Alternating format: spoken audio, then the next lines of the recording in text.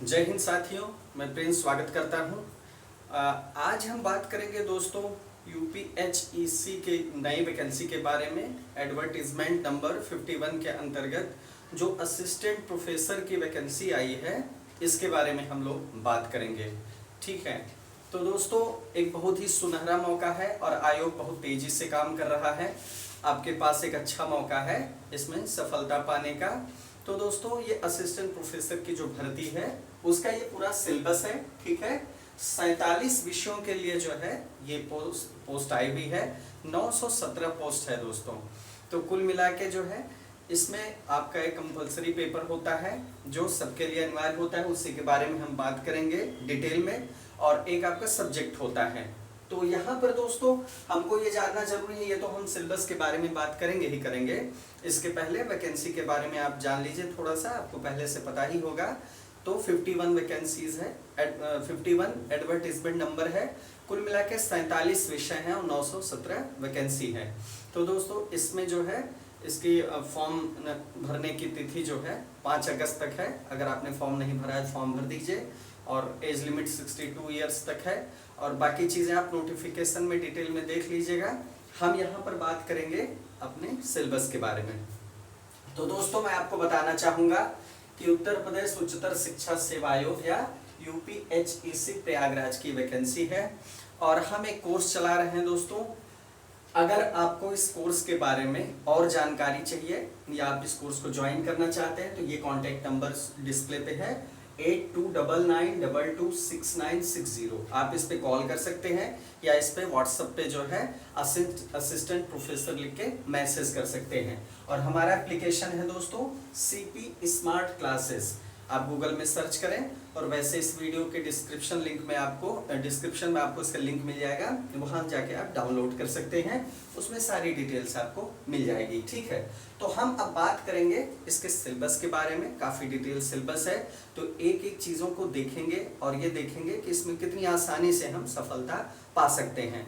तो सबसे पहले हम स्ट्रेटजी के बारे में बात करेंगे और अपने वीडियो के दूसरे सेक्शन में हम किसके बारे में बात करेंगे, बुक लिस्ट के बारे में, कि किस तरह जो है इसको हम हैंडल कर सकते हैं एग्जाम में। अब दोस्तों देखिए एग्जाम का जो पैटर्न है, एग्जाम के पैटर्न में 100 सवाल आपसे पूछे जाएंगे, जिसमें 70 प्रश्न जो है आपके विषय से होंगे। तो उसके बारे में हम यहाँ नहीं बात करेंगे। हम बात करेंगे 30 प्रश्नों के बारे में जो आपके कंपलसरी जीके के बारे में है। ठीक है, लेकिन ये भी महत्वपूर्ण है। तो हम इसके बारे में बात करेंगे कि कैसे आप जो है ज़्यादा से ज़्यादा जो है नंबर स्कोर कर सकते हैं। अब दोस्तों देखिए इसमें एग्जाम का पैटर्न क्या होता है असिस्टेंट प्रोफेसर में, आपको पता ही होगा। इसमें आपको जो है पीजी में कम से कम 55% जनरल और ईडब्ल्यूएस के लिए, और ओबीसी, एससी एसटी या फिजिकली हैंडीकैप्ड इन लोगों के लिए 50% अनिवार्यता है। पीजी प्लस नेट क्वालिफाई होना चाहिए आपका, चाहे वो यूजीसी से हो या सीएसआईआर से हो। तो ये तो आपको चीज़ें पता है। अब सिलेबस के बारे में हम देख लें दोस्तों। जो पहला जो है सिलेबस का पॉइंट है वो है करंट अफेयर्स, मतलब समसामयिक मुद्दे। दोस्तों किसी भी परीक्षा की तरह इस परीक्षा में भी करंट का बहुत बड़ा वेटेज है और बहुत बड़ा रोल है। तो इसको बिल्कुल आप इग्नोर मत करिए, करंट अफेयर्स पे सबसे ज़्यादा फोकस करिए।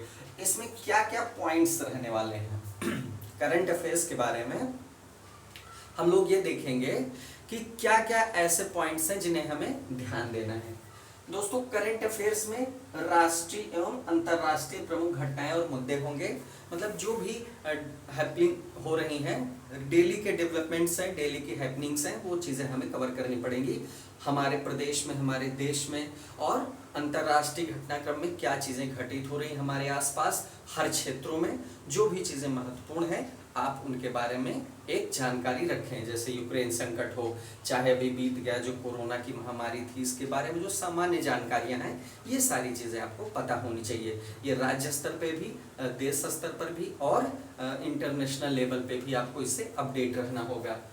दूसरी चीज़ इम्पॉर्टेंट पर्सनैलिटीज़।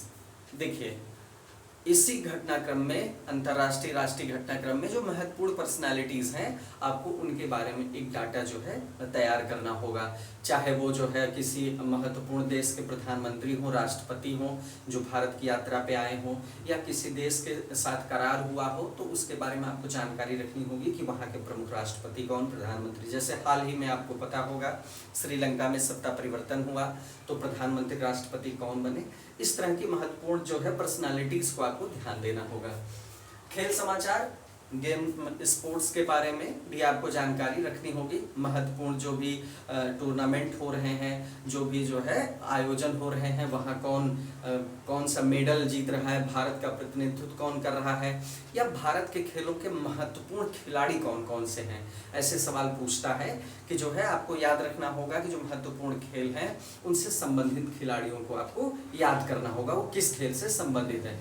जैसे मान लीजिए नीरज चोपड़ा का नाम आपने बहुत अच्छे से सुना होगा, तो ये पूछ देगा ये किस खेल से संबंधित है। ठीक है, ये सारी चीजें। विज्ञान के क्षेत्र में नवीनतम शोध, करंट का वो जो क्षेत्र होता है दोस्तों बहुत व्यापक होता है। साइंस में जो भी नए डेवलपमेंट्स हो रहे हैं, किस तरह के आविष्कार हैं, कौन सा नया टीका जो है बन रहा है, और कौन सी ऐसी चीज़ें हो रही हैं जो पूरे विश्व पे या हमारी नई खोजों पे असर डाल सकती हैं, उनके बारे में आपको अपडेट रहना होगा। जैसे आप देखिए अभी एक दूरबीन, नासा के दूरबीन के माध्यम से ब्रह्मांड की तस्वीरें खींची गई, एकदम लेटेस्ट चीज़ मैं आपको बता रहा हूँ। तो ये साइंस में एकदम लेटेस्ट अपडेट है और बहुत महत्वपूर्ण है। उसकी पिक्स जो है बहुत इंपॉर्टेंट है, वो नेट पे काफ़ी चर्चित भी थी। तो इस तरह की जो है जो दूरबीन है, इस तरह के जो प्रयोग हैं, चाहे चंद्रयान हो, मंगलयान हो, या ऐसे आविष्कार जो लोगों के जीवन में बदलाव ला रहे हैं, इनके बारे में आपको अपडेट रहना होगा। ठीक है, बीमारियों के टीके, किस वायरस के तहत जो है बीमारियां पैदा हो रही हैं, उनके इलाज के लिए क्या जो है उपाय किए जा रहे हैं, कौन से टीके डेवलप हो रहे हैं, इनके बारे में आपको अपडेट रहना होगा। अब देखिए ये तो हो गया हमारा करंट अफेयर्स। ठीक है, करंट अफेयर्स में ये जो है सब टॉपिक्स है, मैंने आपको सब टॉपिक्स भी डिटेल में बता दिया। अब दोस्तों आपको देखना है शिक्षण एवं शोध अभिवृत्ति। ठीक है, ये आपको देखना है टीचिंग एंड रिसर्च एप्टीट्यूड। ये है टीचिंग एंड रिसर्च एप्टीट्यूड, बहुत मुश्किल नहीं है, ये एक एप्टीट्यूड होता है। इसमें इसके नेचर के बारे में, इसके एम के बारे में, इसकी जो आवश्यकताएं हैं, विधियां किस तरह जो है शिक्षण की विधियां हैं, ये आपको समझनी होगी।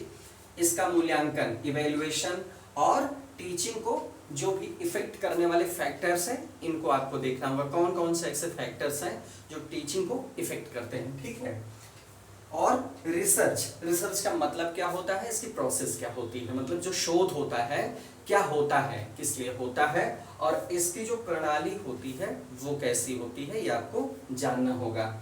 अब उसके बाद कुछ जो है डाटास होंगे, ठीक है, कुछ फैक्ट्स होंगे, तो आंकड़ा जानना होगा, इसके स्रोत क्या है, इसको कलेक्ट कैसे किया जाएगा, और इसका कैसे कंक्लूजन निकाला जाएगा, कैसे इसको जो है इवेल्युएट किया जाएगा, ये चीजें आपको पढ़नी पड़ेंगी। भारतीय उच्च शिक्षा के गुणात्मक विकास में यूजीसी की भूमिका। यूजीसी, यूनिवर्सिटी ग्रांट कमीशन या विश्वविद्यालय अनुदान आयोग, इसकी क्या भूमिका रही है भारतीय उच्च शिक्षा के क्वालिटिव डेवलपमेंट में, मतलब क्वालिटेटिव डेवलपमेंट में, गुणात्मक विकास में यूजीसी की क्या भूमिका रही है, यही हम देखेंगे शिक्षण एवं शोध अभिवृत्ति में। इसमें यही समझना है, यही पढ़ना है आपको। चलिए, दो टॉपिक के बारे में हमने डिटेल में बात कर ली है दोस्तों। अब जो तीसरा टॉपिक है हमारा आईसीटी। तीसरा टॉपिक क्या है हमारा?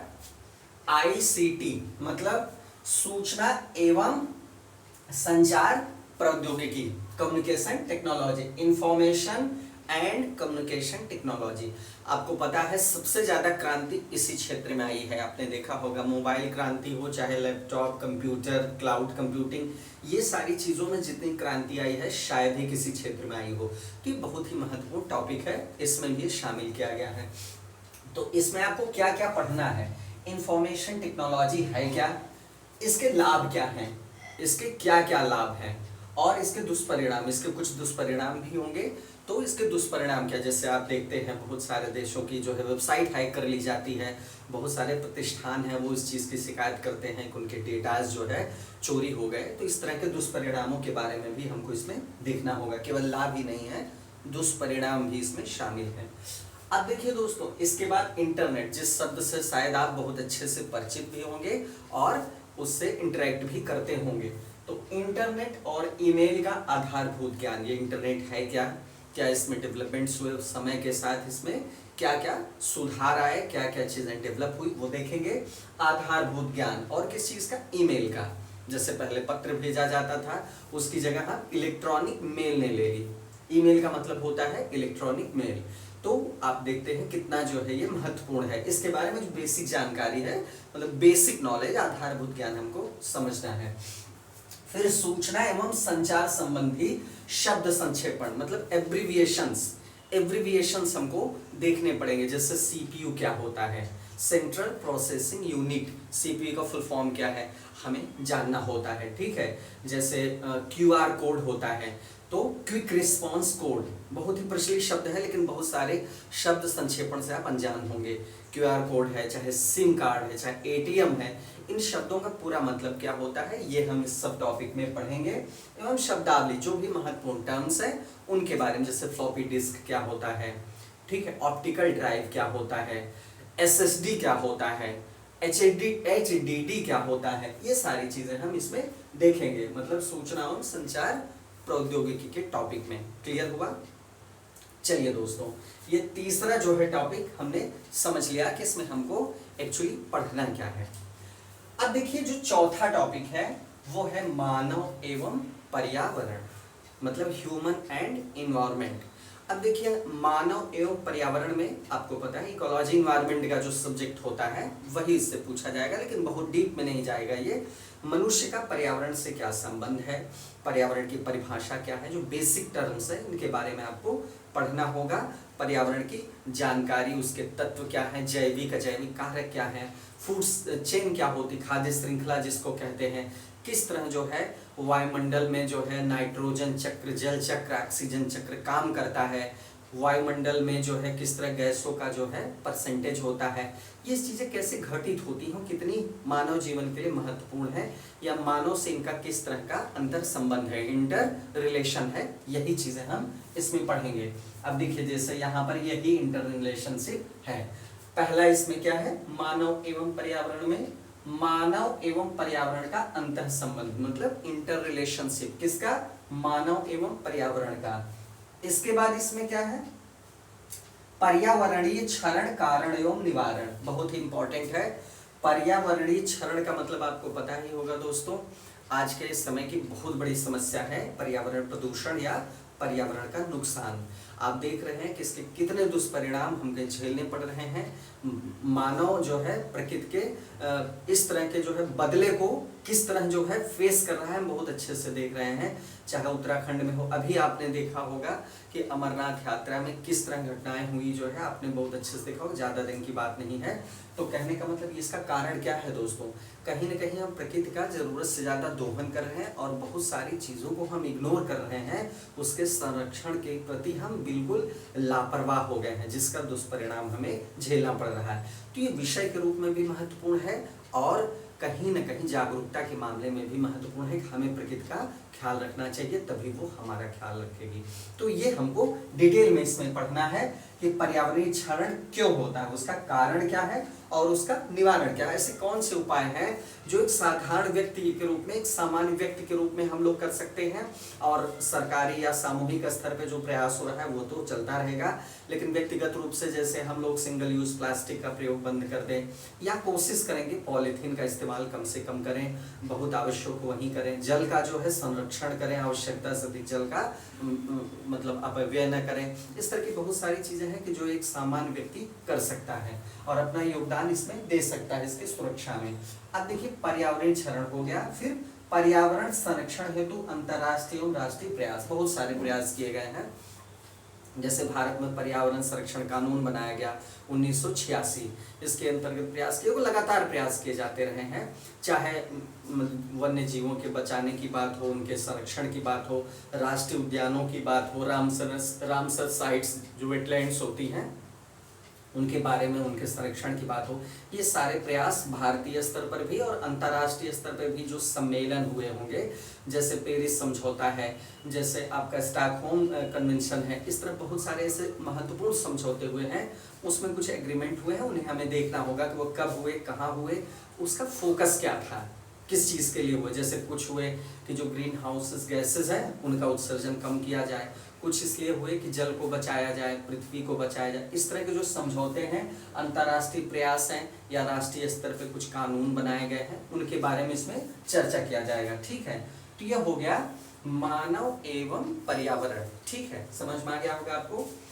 पांचवा जो टॉपिक है दोस्तों जीके में, भारतीय इतिहास एवं भूगोल, Indian history and Indian geography के बारे में यहाँ बात होगी।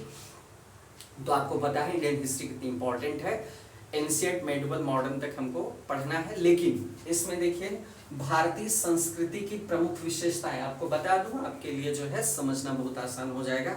हिस्ट्री में देखिए दोस्तों 3 सेक्शन होता है, ancient, medieval, modern.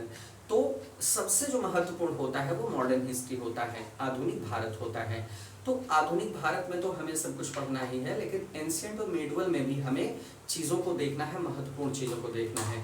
Political aspect की बजाय हमें जो है कल्चरल एस्पेक्ट को देखना रहता है, वहाँ पर हम सिलेक्टिव बन सकते हैं। हमें बहुत महत्वपूर्ण कल्चरल एस्पेक्ट को देखना है, जैसे मंदिरों के बारे में जानना है, महत्वपूर्ण साहित्यों के बारे में जानना है कि किसने किसके काल में कौन सी रचना जो है लिखी, कौन से मंदिर जो है किसने बनवाए, इस तरह की चीज़ें जो है, ललित कला के बारे में, स्थापत्य कला के बारे में, मूर्ति कला के बारे में, इन चीज़ों के बारे में हमको पढ़ना है। तो ये एंशिएंट और मेडिवल से भारतीय संस्कृति की प्रमुख विशेषताएं हो जाएंगी। अब यहाँ देखिए दूसरे नंबर पे मॉडर्न हिस्ट्री आ गया। इंडियन नेशनल मूवमेंट, भारतीय राष्ट्रीय आंदोलन या इंडियन नेशनल मूवमेंट है यहाँ पर। ये 1857 से 1950 तक, 1950 में क्या हुआ, भारत गणतंत्र बन गया। और दोस्तों याद रखिए 1857 से 1950 तक आपको पढ़ना है। 1857 की जो क्रांति हुई थी वहां से लेके जो भी आंदोलन हुए हैं, कांग्रेस का विकास हुआ है, किस तरह कांग्रेस धीरे धीरे मजबूत होती गई, आंदोलन हुए, गांधी जी ने किस तरह काम किया, बहुत महत्वपूर्ण आंदोलन कौन कौन से हुए, उसमें क्या महत्वपूर्ण बातें रही, चाहे असहयोग आंदोलन हो, भारत छोड़ो आंदोलन हो, सविनय अवज्ञा आंदोलन हो, इन सारे आंदोलनों के बारे में हमको पढ़ना है। और महत्वपूर्ण जो है व्यक्तित्व के बारे में जो महत्वपूर्ण जानकारी है वो हमें देखनी है। तो ये सारी चीजें हमको आजादी के 1947 के बाद भी जो 1950 तक, जब पूरी तरह से गणतंत्र बन गया, 26 जनवरी 1950 को जो है गणतंत्र पूरी तरह से जब बन गया, तब जो है हमको वहां तक के डेवलपमेंट्स इसमें पढ़ने हैं। अब देखिए ब्रह्मांड की उत्पत्ति, अब इसमें चूंकि Indian history and Indian geography है, इंडियन ज्योग्राफी नहीं ज्योग्राफी है, तो ज्योग्राफी में आपको यूनिवर्स जो है कैसे बना, ओरिजिन ऑफ यूनिवर्स, मतलब ब्रह्मांड की उत्पत्ति कैसे हुई, बिग बैंग थ्योरी हम पढ़ेंगे क्योंकि सबसे प्रमुख जो है प्रचलित थ्योरी वही है। तो वो किस तरह उत्पत्ति होती है, सौरमंडल कैसे बना, जिसका जो है सौरमंडल में सूर्य जो है किस तरह उसके ग्रह उपग्रह हैं किस तरह परिक्रमा करते हैं, किस तरह सारी चीज़ें होती हैं, वो सारी चीज़ें हम देखेंगे। क्षुद्र ग्रह क्या है, उपग्रह क्या है, किस तरह सूर्य की परिक्रमा ग्रह करते हैं, ग्रहों की परिक्रमा उपग्रह करते हैं, ये सारी चीज़ें हम इसमें देख लेंगे। ठीक है, सौरमंडल में भारत का सामान्य भूगोल। अब जब हम ज्योग्राफी पढ़ लेंगे तो उसके बाद क्या पढ़ेंगे, इंडियन ज्योग्राफी, मतलब भारत के संदर्भ में भूगोल पढ़ेंगे, जिसमें इंडियन वेजिटेबल्स हैं, इंडियन जो है मानसून है, मानसून को पढ़ेंगे, यहाँ की जो सॉइल है वो पढ़ेंगे, मिट्टियाँ हैं, प्राकृतिक पर्यावरण है, और किस तरह महत्वपूर्ण भौगोलिक विशेषताएं हैं भारत के संबंध में, वो चीज़ें हम इसमें देखेंगे। ठीक है, इस टॉपिक में पांचवें में, जिसमें भारतीय इतिहास और भूगोल हमें देखना है। तो ये हमारा पांचवा टॉपिक भी कंप्लीट हो गया। बात समझ में आ रही है आपको। छठवां जो अंतिम टॉपिक है दोस्तों, लास्ट वाला जो टॉपिक है वो हमारा क्या है, भारतीय संविधान एवं अर्थव्यवस्था, मतलब Indian constitution and Indian economy. मतलब कुल मिला के ये पूरा जीके कंप्लीट हो जाता है। 2-2 करके दिया, देखिए इसमें इंडियन हिस्ट्री एंड ज्योग्राफी कर दिया है, इसमें Indian constitution and Indian economy कर दिया है। तो इसका सब टॉपिक क्या है, ध्यान से देखिए, प्रस्तावना, मूल अधिकार, क्या क्या देखना है हमें, प्रस्तावना, मूल अधिकार, नीति निर्देशक तत्व। मतलब हमें पहले प्रियम्बल देखना है, फिर फंडामेंटल राइट्स देखना है, उसके बाद हमको क्या देखना है, डायरेक्टिव प्रिंसिपल, नीति निर्देशक तत्व। ये चीजें हमको समझनी, क्योंकि ये बेसिक है संविधान की, ये बेसिक चीजें हैं। भारतीय राजनीतिक व्यवस्था, अपना जो पॉलिटिकल सिस्टम है, इंडियन पॉलिटिकल सिस्टम के बारे में हमें पढ़ना होगा। इंडियन पॉलिटिकल सिस्टम में दोस्तों क्या है, इसमें जो है विधायिका भी है, व्यवस्थापिका है और कार्यपालिका है, न्यायपालिका। मतलब विधायिका को ही व्यवस्थापिका कहते हैं, ठीक है। और उसके बाद क्या होती है, कार्यपालिका होती है, फिर न्यायपालिका होती है। तीनों का अलग अलग शक्ति विभाजन है। संसद क्या होती है, विधायिका में आती है, कार्यपालिका में सरकार होती है, मंत्रिमंडल होता है, और न्यायपालिका में आपको पता है सुप्रीम कोर्ट, हाई कोर्ट और डिस्ट्रिक्ट कोर्ट, ये का पूरा एक सिस्टम होता है। तो 3 सिस्टम में ये पूरी पॉलिटिकल सिस्टम जो है बटी हुई है, ठीक है। चलिए, ये भारतीय राजनीतिक व्यवस्था हो गई। अगला जो सब टॉपिक है, निर्वाचन आयोग, जो इलेक्शन कमीशन होता है, जो चुनाव कराने के लिए जिम्मेदार होता है। जो भी भारत में चुनाव होते हैं उसके लिए वो जिम्मेदार होता है, चाहे वो प्रांत लेवल पे हो, चाहे वो पंचायत लेवल पे हो, सबकी अलग अलग व्यवस्थाएं हैं। तो निर्वाचन आयोग पढ़ना है, लोक सेवा आयोग पढ़ना है, जिससे आपकी ये वैकेंसी निकली है।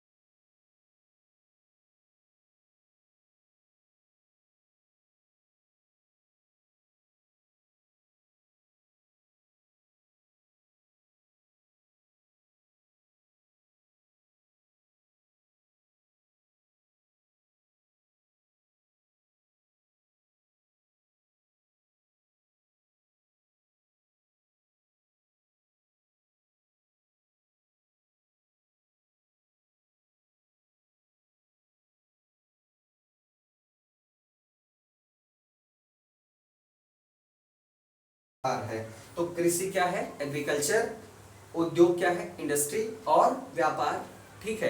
ट्रेड के बारे में भी बात होगी। तो धन है, मुद्रा है, ये छोटे छोटे छोटे जो टर्म है, मतलब मनी है, ठीक है, मनी है, करेंसी है। करेंसी क्या होती है, किस तरह करेंसी को कैलकुलेट किया जाता है, भारतीय मुद्रा डॉलर से किस तरह जो है उसका संबंध है, कम होती है, किस तरह गिरता है, अंतरराष्ट्रीय घटनाक्रम का क्या असर पड़ता है, ये सारी चीजें हम देखेंगे। बैंक देखेंगे और पूंजी बाजार देखेंगे। इस तरह जो इकोनॉमिक्स में जो छोटे छोटे बहुत महत्वपूर्ण चीजें हैं वही हम लोग डिस्कस करेंगे। तो ये जो छठवां टॉपिक है, भारतीय संविधान एवं अर्थव्यवस्था या Indian constitution and Indian economy, ये जो है हम लोग इसमें देखेंगे डिटेल में। तो कहने का मतलब ये जो है 6 टॉपिक में पूरा आपका 30 नंबर का जीके कंप्लीट हो जाता है दोस्तों। तो इस तरह हमने बहुत डिटेल व्यू देख लिया और आपको समझ में आ गया होगा पूरी तरह से कि क्या हमें पढ़ना है। अब इसके साथ अगर आप प्रीवियस ईयर्स के सवाल लगा लेंगे, यूजीसी नेट के या जो है आयोग से जो भी प्रीवियस ईयर्स के पेपर हैं उनको जब आप लगा लेंगे तो ये सिलेबस के साथ आपको पूरी तरह समझ में आ जाएगा कि क्वेश्चंस का लेवल क्या है, किस तरह के क्वेश्चन कितना डीप में हमको पूछा जाएगा, उन्हीं के आधार पे आप अपनी रणनीति बना लेंगे। अब हम थोड़ा सा बुक लिस्ट के बारे में डिस्कस करेंगे दोस्तों आपसे संक्षेप में। बुक लिस्ट के बारे में देखिए अगले वीडियो में और डिटेल में डिस्कस होगा कि किस तरह रणनीति बनाएं, लेकिन इसमें संक्षेप में हम डिस्कस कर लेते हैं। करंट अफेयर्स के लिए दोस्तों जो सबसे क्रूशियल है, सबसे इंपॉर्टेंट है, आपको क्या करना होगा, सबसे पहले करंट पे पकड़ बनानी है। कोई भी एग्जाम आप दे रहे हैं, आप डेली न्यूज़पेपर पढ़ें और महत्वपूर्ण चीज़ों को अगर संभव तो नोट करते चलें, उसको कलेक्ट करते चलें। तो एक तो चीज़ ये हो गई। दूसरी चीज़ क्या है दोस्तों, इसके लिए आपको बहुत डिटेल में नहीं जाना है, ISBC का एग्जाम नहीं है ये। इसमें आपको घटना चक्र की दृष्टि आप एक ले लीजिए, उसको अच्छे से पढ़ लीजिए, आपका काम हो जाएगा। और किसी भी ऑनलाइन चैनल पे, चाहे जो भी आपके कंफर्ट जोन में लगे, उस चैनल पे जो डेली अपडेट्स करंट के हैं उनको आप लगाते रहिए। इससे क्या होगा, इंटरेस्ट भी बना रहेगा और वो जो मेहनत करते हैं उसका फायदा आपको मिलेगा। मतलब न्यूज़पेपर प्लस एक दृष्टि मैगजीन प्लस आपको जो है एक चैनल पे डेली करंट अपडेट जो है देखना पड़ेगा और सवाल लगाना पड़ेगा। अब देखिए इसके लिए शिक्षण एवं शोध अभिवृद्धि के लिए, इसके लिए देखिए दोस्तों दृष्टि की एक पुस्तक आती है। जब आप नेट एग्जाम की तैयारी करते होंगे, नेट के लिए पढ़ते होंगे, तो दृष्टि की जो पुस्तक आती है इसके लिए वही यहाँ पर काम कर जाएगी। या केवीएस मदान की पुस्तक है, उससे आप मदद ले सकते हैं। अब देखिए ये दो चीज हो गई। सूचना एवं संचार प्रौद्योगिकी, तो इसमें मैं कहूंगा कि करंट जो है ज्यादा मैटर करता है। करंट से कुछ चीजें आप देख लीजिए, और दूसरी चीज कुछ नेट पे सर्च करिए टर्म्स के हिसाब से। और परीक्षा मंथन की एक पुस्तक आती है दोस्तों, कंप्यूटर करके आती है, परीक्षा मंथन को पर्याप्त है। और एक पुस्तक और मैं कहूंगा निर्माण आईएएस की जो है एक दर्पण पुस्तक है, आप उसके बाद देख लीजिएगा, आपको जैसा लगे समझ में आए कि ये हमारे लिए जरूरी है कि नहीं, या कितना जरूरी उतना आप डेटा उसमें से निकाल लीजिएगा। पर्यावरण के लिए दोस्तों आपको क्या करना है, पर्यावरण के लिए बहुत ज्यादा मेहनत नहीं करनी है। करंट जो आप पढ़ेंगे उसमें जो करंट डेवलपमेंट्स हैं, जैसे रामसर साइट्स जो है कौन सी शामिल की गई पर्यावरण में, आगे कौन से जो है कन्वेंशन हुए हाल में 1 साल के भीतर, वो आपको देखने हैं। उसके बारे में आपको जानकारी इकट्ठा करनी है।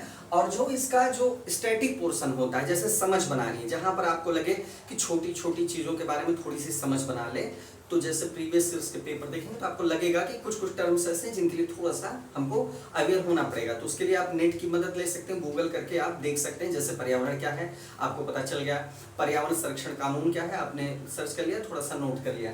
और अगर आपको दिक्कत है तो आप इसमें पर्यावरण में एक पुस्तक ले सकते हैं, परीक्षा वाणी की आती है, लेकिन आपको बहुत सिलेक्टिव पढ़ना होगा, बहुत डिटेल में है, बहुत डीप पुस्तक है। तो उसमें आप केवल टर्म्स के बारे में या महत्वपूर्ण चीजों को अपने प्रीवियस ईयर्स के क्वेश्चन और सिलेबस के हिसाब से केवल देखिएगा, बहुत अंदर तक मत घुसिएगा। इंडियन हिस्ट्री एंड ज्योग्राफी, अब इंडियन हिस्ट्री ज्योग्राफी में दोस्तों क्या करना है आपको, मैं कहूंगा कि Indian history and geography plus Indian constitution and economy, ये जो 4 चीजें हैं, मतलब 5वां और 6वां सेक्शन मिला के 4 चीजें हैं जीके में। इसके लिए देखिए 2 बातें हैं। एक तो आप लूसेंट जरूर रख लीजिए, लूसेंट आपके लिए पूरी तरह से पर्याप्त है। और बिल्कुल किसी किताब की तरफ मत जाइए, घटना चक्र की पॉइंटर आती है दोस्तों हर सब्जेक्ट की, और बहुत ही बढ़िया पुस्तक होती है। उसमें जो है चित्र के माध्यम से बहुत अच्छे से डायग्राम बनाया है, एक बार जरूर देख लीजिएगा। घटना चक्र पॉइंटर के नाम से आती है। तो हर सब्जेक्ट की अलग अलग बहुत पतली पतली पुस्तक होती है, तो लूसेंट के साथ इसको मिला के आप पढ़ेंगे तो आपका पूरा काम इसमें कंप्लीट हो जाएगा। तो ये आपका पूरा कंप्लीट स्ट्रेटजी है, किस तरह आप इस एग्जाम को टैकल करेंगे। इस सेक्शन के मामले में आपको कहीं से कोई समस्या नहीं आएगी। बाकी जो है हम इसके बारे में आगे वीडियो बनाते रहेंगे और तैयारी में आपके साथ रहेंगे दोस्तों। और ये जो हमारा एप्लीकेशन है इसका लिंक जो है डिस्क्रिप्शन में है, आप उसको डाउनलोड करके वहां जाएं, आपको इसकी तैयारी संबंधित सारी जानकारी मिलेगी। और किसी भी क्वेरी के लिए इस फोन नंबर पे संपर्क कर लें, और व्हाट्सएप पे मैसेज जो है असिस्टेंट प्रोफेसर के करें, आपको सारी जानकारी वहां उपलब्ध हो जाएगी। तो दोस्तों आज के लिए इतना ही, बहुत बहुत धन्यवाद। उम्मीद है आपको जो है सारी चीज एकदम क्लियर होगी। मिलते हैं नेक्स्ट वीडियो में। जय हिंद।